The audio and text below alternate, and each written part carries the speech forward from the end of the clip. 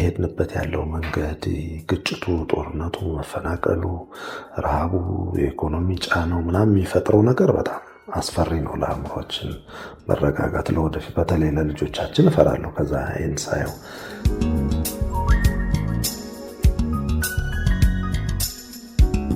ስትረስ ያመጣሉ ተብለው የሚጠበቁ ለብዙ ሰው የምናውቃቸው ነገሮች አሉ።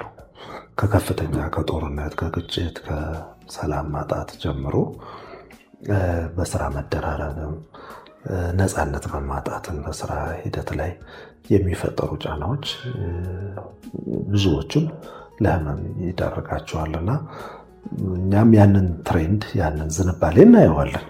በሀገራችንም በተለያየ ምክንያት በጸጥታ መደፈር እና ከዛ ጋር ተያይዞ በግጭቶች በመፈናቀል በምን የሚመጣው ነገር የአእምሮ ህመምን እንደጨመረው እናያለን። ብዙ ሰዎች ይመጣሉ ወደኛ። ስለዚህ እነዚህ ኮመን ናቸው፣ የተለመዱና ማንም ሰው ቢገጥመው ሊታመምባቸው ሊታወቅባቸው የሚችሉ ከፍተኛ የሆነ ጫና የሚፈጥሩ ነገሮች ናቸው።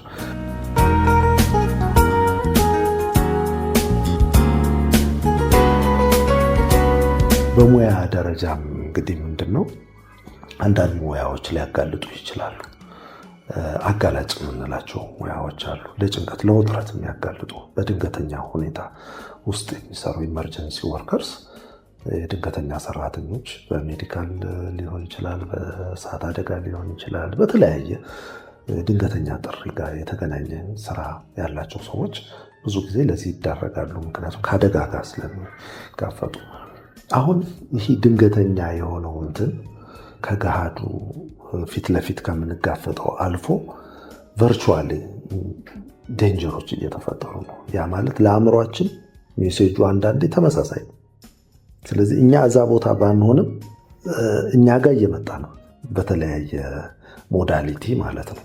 እና ሶሻል ሚዲያው በአጠቃላይ እየሄደበት ያለው መንገድ አንዳንዴ አጋላጭ እየሆነ መጥቷል ለማህበረሰቡ፣ ሚዲያው ውስጥ ለሚሰሩ ሰዎች። ምክንያቱም ይህ በጣም ግጭትና ጭንቀቱ ውጥረት የበዛባቸውን ዜናዎች ወይም ክስተቶች አጉልቶ የሚያመጣ ሚዲያ ነው አሁን ያለን ማለት ነው። እጃችን ላይ ነው ያለ፣ በምስል እናያለን፣ በድምፅ እንሰማለን።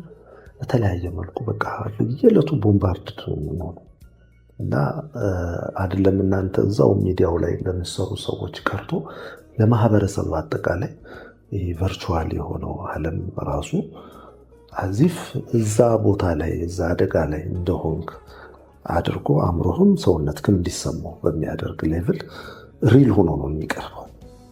እና ያ የመረጃ ጥቅሙ እንዳልተጠበቀ ሆኖ ጉዳትም አለው በስነ ልቦና ስናየው። እና ያ ነገሩን በጣም ጨምሮታል፣ አጉልቶታል። እና ብዙ ሰዎች ለእንቅልፍ ማጣት፣ ለጭንቀት ምናምን እየተዳረጉ ነው በዚህ የተነሳ።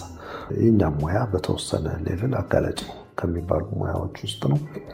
ሌሎችም ሜዲካል ኢመርጀንሲ ላይ የሚሰሩ ሰዎች ይጋለጣሉ። ጦርነት ላይ በውትድርና ዓለም ላይ ያሉ ሰዎች ይጋለጣሉ ለትሮማ። የተለያየ መልክ ቢኖረውም እነዚህ በኮመንሊ በመደበኝነት የሚያጋልጡ ደግሞ ሁኔታዎች አሉ ማለት ነው።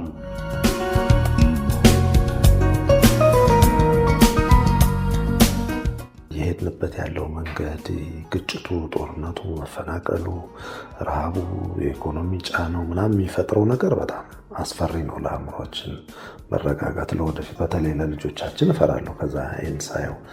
ግን ደግሞ ይሄ ኦፕነሱ፣ ግልፀኝነቱ፣ በድፍረት ስለራስ ማውራት፣ እነዚህ አይነት ነገሮች በደንብ ማኔጅ ከተደረጉ ደግሞ ለቴራፒ ደግሞ ቅርብ ያደርጋቸዋል።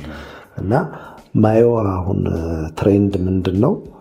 እኔ እንኳ እዚህ በግል በምሰራበት ቦታ ላይ በጣም ብዙ ወጣቶች ይመጣሉ። በቃ መመካከር እፈልጋለሁ፣ ምክር እፈልጋለሁ፣ በትምህርት ላይ እንደዚህ ገጠመኝ፣ ከቤተሰብ ጋር እንደዚህ ገጠመኝ፣ እንደዚህ ምናምንና የሚገልጹበት መንገድ፣ ድፍረታቸው፣ በቀናነት ደግሞ ክፍት መሆናቸው ምናምን በጣም ተስፋ ይሰጠኛል፣ ደስ ይለኛል። እና መለወጥ የሚችሉበት እድሜ ላይ መምጣታቸው ደስ ይለኛል። በጣም ያንግ ሆነው ይሄ ቀላል የትሬንድ ለውጥ አይደለም እውነት ለመናገር በፊት ጨርሶ ማናየው ነው እንግዲህ። እና ሶሻል ሚዲያው የሚፈጥረው ትስስር እና ስነ ልቦናዊ እይታን ቅርብ አደረገው። ያው በአጉል ድፍረት የሚጠፋው ነገር እንደተጠበቀ ሆኖ ግን ሰዎች በስነ ልቦና መነጽር ለማየት ራሳቸውን ለማየት ምናምን ቅርብ ሊሆኑ መጥተዋል። ያንንም ስለማይ የተደበላለቀ ስሜት ይሰማኛል ማለት ነው።